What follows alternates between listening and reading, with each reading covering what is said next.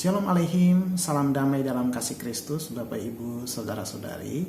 Hari ini kita akan membahas tentang kisah pengkhianatan yang dilakukan oleh Yudas Iskariot terhadap Yesus. Kisah ini terangkat dari dalam Injil Matius pasal 26 ayat 14 hingga pada ayatnya yang ke-16 dengan judul Yudas mengkhianati Yesus. Bapak Ibu Saudara-saudari, kisah Yudas Iskariot mengkhianati Yesus tentunya adalah sebuah kisah yang familiar bagi kita. Di dalam pembacaan ini, Yudas Iskariot yang adalah salah seorang murid Yesus yang dipilih oleh Yesus sendiri bersepakat atau pergi meninggalkan Yesus dan ke-11 murid lainnya dan pergi melakukan sebuah kesepakatan dengan imam-imam kepala. Di sana dia melakukan sebuah penawaran kepada para imam-imam kepala. Jika saya menyerahkan dia atau menyerahkan Yesus, apa yang akan saya terima atau apakah yang Anda akan berikan pada saya? Akhirnya kesepakatan terjadi. Para imam-imam ini membayar sejumlah uang kepada Yudas Iskariot sebagai bayaran atas pengkhianatan yang dilakukan olehnya. Jumlah uang itu 30 uang perak atau 30 keping perak.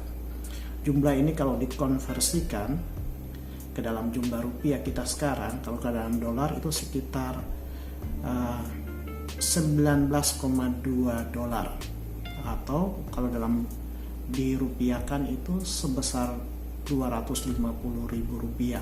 Jumlah ini tentunya sangat kecil ya, tapi pada zamannya itu mungkin adalah jumlah yang sangat besar, 30 uang keping perak itu ya. Karena kalau dalam kesaksian dalam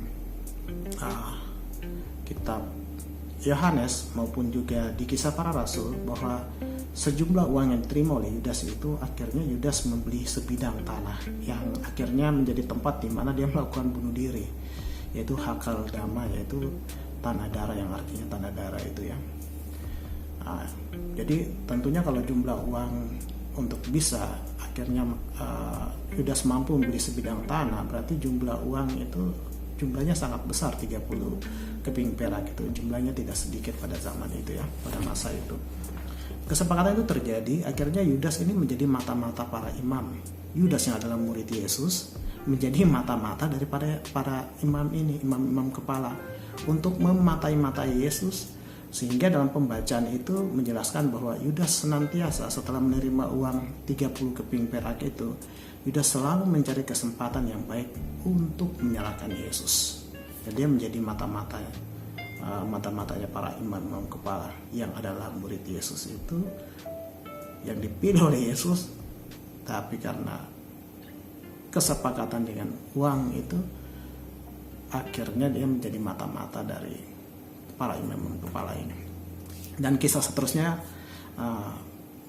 kan kita tahu semua, Yudas berhasil dalam pengkhianatan itu ya, dengan mengkhianati Yesus dan menyerahkan Yesus pada para imam kepala untuk akhirnya dijatuhkan hukuman mati itu ya, dan disalibkan, yaitu dalam sebuah konspirasi yang dilakukan. Karena pada waktu itu Yesus ini menjadi tokoh sentral, dan gerakan dilakukannya itu bagi orang Yahudi itu sebuah sekte baru di agama Yahudi. Jadi gerakan dilakukan oleh Yesus dengan melakukan menghimpun para murid dan banyak pengikut yang mengikutnya, itu dicap itu mengacaukan iman kehidupan spiritual pada waktu itu. Jadi sebuah gerakan yang disebut sekte, dan sekte itu biasanya ya kacau gitu ya, jadi dicap sebagai sesuatu yang mengacau gitu. Jadi Yesus ini menjadi musuh para imam-imam kepala ini. Jadi bagaimana untuk meredam sekte ini atau gerakan ini adalah membunuh atau menghabisi atau menyingkirkan pemimpinnya. Pemimpin sentralnya pada waktu itu ya Yesus itu. Jadi Yesus yang menjadi incaran, sehingga Yesus selalu ada dalam bahaya akan kematian itu. Walaupun memang dia misinya ya memang untuk mati, supaya penyelamatan itu bisa kita terima gitu. Jadi Bapak Ibu akhirnya kan kisahnya kita tahu itu. Tapi ada kisah yang menarik ya. Nah, dalam pembacaan itu kita mau lihat sudut pandang para murid Yesus dan juga para imam kepala. Sebelum kita masuk ke sana, ada kisah yang menarik. Ada sebuah buku yang berjudul Penguasa-Penguasa Bumi yang ditulis oleh Don Richardson. Dia ini adalah seorang misionaris sekaligus juga seorang antropolog yang mengabari atau melakukan pekabaran Injil di pedalaman-pedalaman Papua. Dalam buku Penguasa-Penguasa Bumi, dia menulis kisah tentang pelayanannya atau penginjilannya kepada suku Yali di pedalaman Papua, yaitu di sekitar daerah pegunungan daerah Wamena ya, di sana pegunungan ya di sekitaran puncak Kartens itulah. Di suku pedalaman yang bernama suku Yali ini, mereka punya tradisi pengkhianatan terhadap persaudaraan. Contohnya, saya berteman dengan saya di kampung A berteman dengan pemuda lain di kampung B. Persahabatan kita baik dan kedua kampung ini tahu bahwa kita ini sahabat baik. Pada suatu ketika, saya akan menjebak dia di tengah-tengah hutan. Sebelumnya saya sudah bersepakat dengan orang-orang dari kampung saya, pemuda-pemuda dari kampung saya, bahwa saya akan melakukan pengkhianatan terhadap sahabat saya ini. Mereka bersiap-siap di hutan tertentu pada tempat tertentu, di mana saya akan mengantar teman saya ini ke sana, sahabat saya ini ke sana, dan mereka akan membunuh dia di sana. Atau tidak, saya merencanakan secara sendiri untuk membunuh sahabat saya ini di tempat tertentu pada waktu tertentu sesuai dengan apa yang saya pikirkan. Dan Bapak Ibu tahu, setelah saya lakukan pengkhianatan itu, saya akan dianggap pahlawan di kampung saya karena saya telah berhasil mengkhianati sahabat saya. Ternyata budaya itu ada, pandangan seperti itu, pengkhianatan terhadap persahabatan itu ada, menjadi budaya di tengah-tengah suku Yali sebelum menerima Injil. Nah, jadi ketika cerita Yudas ini diceritakan pada saat penginjilan dilakukan oleh Don Richardson ini di tengah-tengah suku Yali, tiba saatnya ketika menceritakan tentang kisah Yudas dan pengkhianatan dilakukan, orang-orang Yali itu begitu antusias mendengarkannya. Dan pada saat mereka tahu bahwa Yudas melakukan pengkhianatan terhadap Yesus yang mempunyai hubungan yang sangat dekat dengan Yudas itu, mereka bersuit. Bersuit itu artinya mereka memberikan siul sebagai lambang bahwa mereka setuju dan sangat bangga dengan Yudas. Dan bagi mereka Yudas itu adalah pahlawan karena dia telah berhasil mengkhianati persahabatannya dengan Yesus. Nah, gitu. Akhirnya Don Richardson ini bingung, orang ini kok malah bangga dengan Yudas ya. Setelah dipelajari, oh ternyata dalam budaya orang Yali itu mereka mempunyai tradisi pengkhianatan terhadap persahabatan, dan bahkan orang yang mengkhianati itu dianggap sebagai pahlawan. Jadi Yudas dianggap pahlawan, Yesus malah enggak gitu. Nah, ini sudut pandang ya. Tapi berbaik dari pandangan orang Yali ini. Tapi akhirnya Don Richardson ini, kalau kita mau, saya recommended buku ini ya, Penguasa-Penguasa Bumi, itu bagus banget karena Don Richardson menceritakan pengalaman bagaimana dia menginjili di suku-suku pedalaman Papua dengan pendekatan antropologi, di mana budaya itu sebenarnya menyediakan celah-celah di mana Injil itu bisa masuk. Akhirnya orang dalam budaya tertentu bisa memahami Yesus itu dengan budaya mereka, apa yang sudah Tuhan taruh dalam budaya mereka. Dan Don Richardson dalam hal ini dia berhasil, dia menciptakan berhasil dalam pendekatan teologi yang bersifat antropologi dalam penginjilannya ya. Seperti buku Anak Perdamaian, dia memakai prinsip Yesus itu sebagai tarot-tim itu ya, tarot-tim Anak Perdamaian, Yesus sebagai Osua atau tempat pagar yang melindungi, dan pendekatannya itu berhasil dan orang-orang di suku pedalaman itu akhirnya memahami Yesus dalam pandangan budaya mereka. Dan itu kalau dalam buku itu dia berhasil sih, dia berhasil untuk bisa menjelaskan. Tapi yang menarik ini untuk kisah Yudas ini ya. Nah, di sini kita melihat sudut pandang bahwa bukan hanya orang Yali yang mempunyai sudut pandang yang berbeda terhadap Yudas. Kita murid-murid Yesus pada waktu itu dan kita sebagai murid-murid Yesus, kita sepakat bahwa Yudas itu pengkhianat. Tetapi coba dari sudut pandang para imam kepala. Yesus ini musuh bebuyutan mereka. Mereka selalu setiap saat berpikir bagaimana untuk melengsarkan dia. Dan mereka tidak tahu caranya, karena setiap kesempatan itu akan berlalu dan Yesus selalu mengalahkan mereka di depan umum. Satu-satunya itu kecuali ada orang dalam yang melakukan pengkhianatan, baru mereka bisa tahu dengan pasti kemana Yesus pergi dan Yesus bisa dibunuh. Dan akhirnya Yudas ini bersedia menjadi seorang pengkhianat gitu ya, dengan perjanjian dan dengan bayaran yang memuaskan dia. Dan pastilah bagi orang-orang imam-imam kepala, kenapa mereka akhirnya membayar Yudas dengan jumlah uang yang besar itu sebagai tanda bahwa mereka itu menghargai banget apa yang dia buat. Bahkan mungkin di kalangan orang Yahudi pun dia ini dianggap sebagai orang yang mungkin berjasa.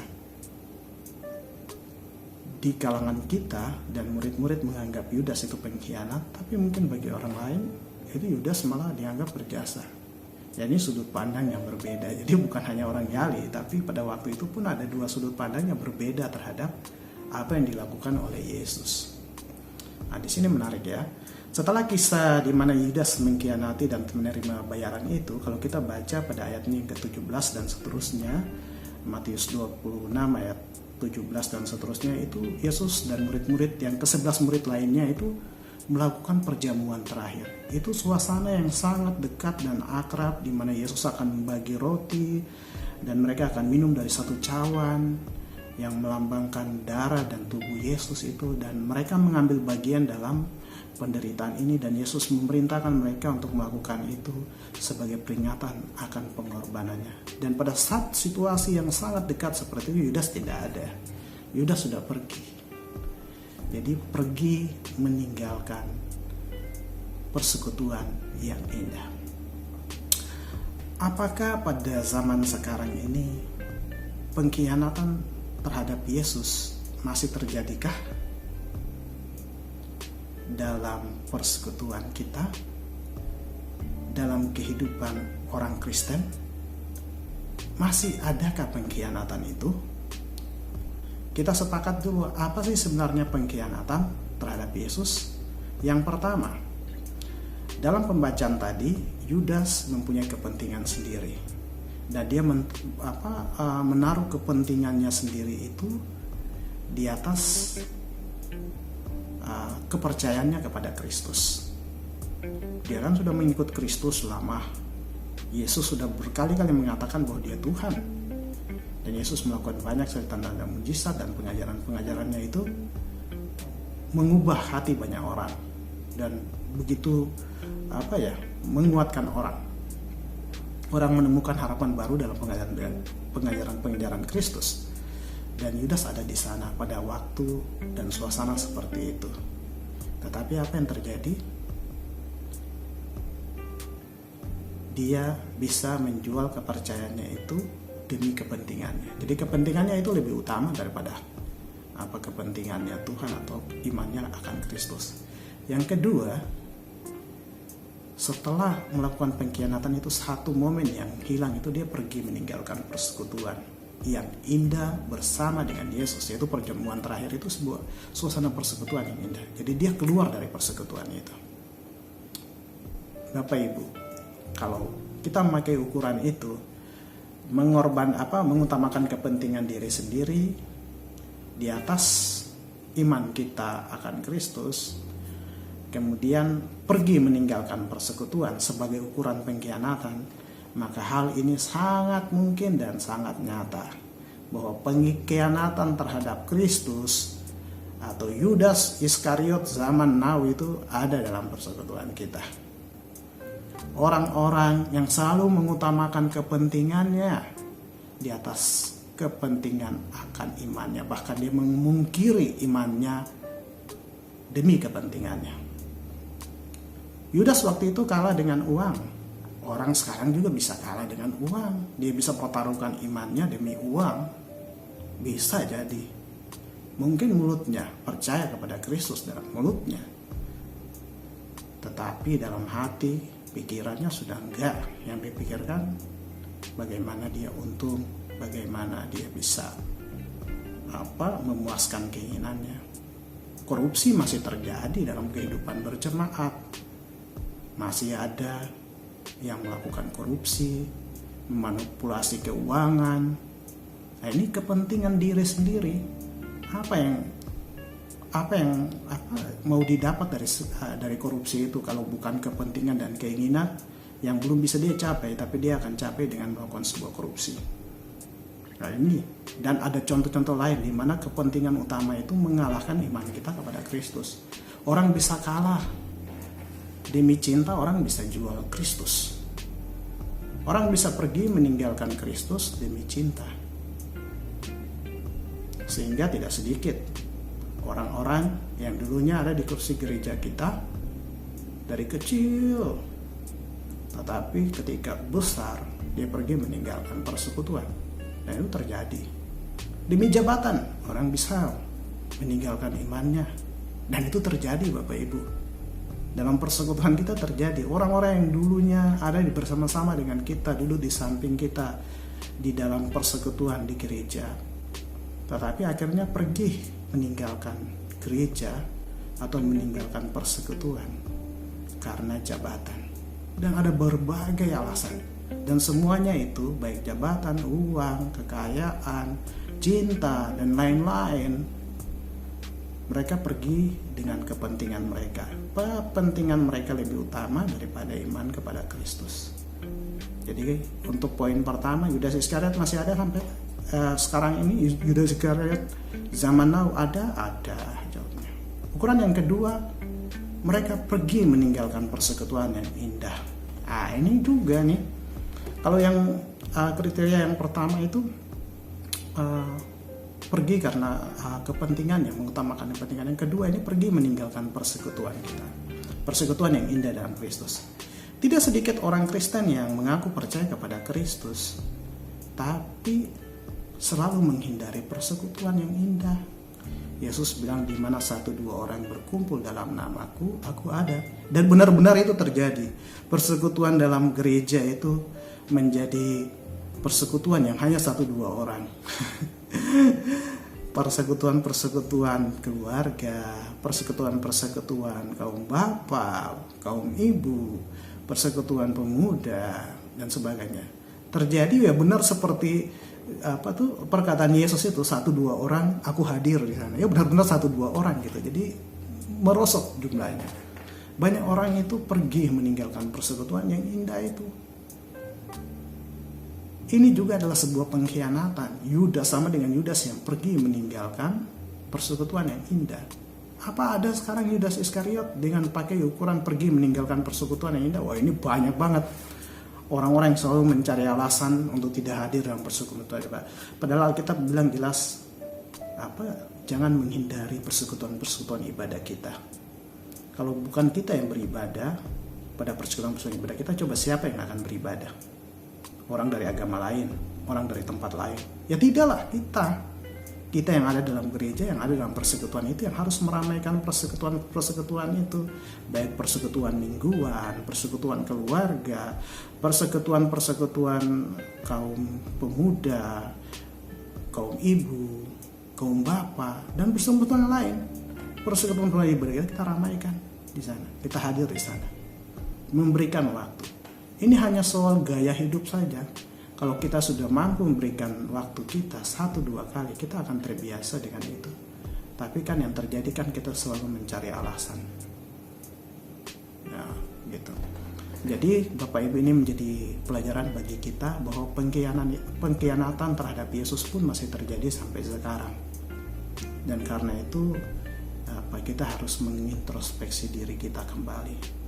Melihat ke dalam persekutuan kita, melihat dalam kehidupan rohani kita, apakah saya menjadi pihak yang tetap ada bersama dengan Kristus, yang setia kepada iman saya kepada Kristus kah? Atau saya lebih kepada kepentingan saya? Ataukah saya ini menjadi orang yang setia dalam persekutuan kah? Atau menjadi orang yang sudah mengabaikan persekutuan ibadah? Sehingga kita dapat memakai 2 ukuran ini, menyatakan untuk menilai diri kita sendiri, melihat dalam cermin diri kita sendiri, apakah saya ini seorang yang setia kepada Tuhan, ataukah jangan-jangan saya ini seorang pengkhianat yang sama seperti Yudas Iskariot. Tetap bersemangat dalam persekutuan, tetap bersemangat dalam iman kepada Kristus. Percaya saja Tuhan akan setia kepada kita. Tuhan yang telah mengorbankan dirinya di atas Kalvari akan senantiasa menolong kita. Yang penting kita mau datang membaharui diri di dalam Dia. Tentunya kita masih mempunyai peluang untuk tidak menjadi orang yang terus mati dalam kesalahan seperti halnya Yudas Iskariot. Kita masih mempunyai kesempatan seperti Petrus yang melakukan kesalahan, yang menyangkali Yesus, tetapi kembali kepada Yesus dan mendapatkan pengampunan. Tuhan Yesus memberkati kita. Terpujilah namanya. Amin.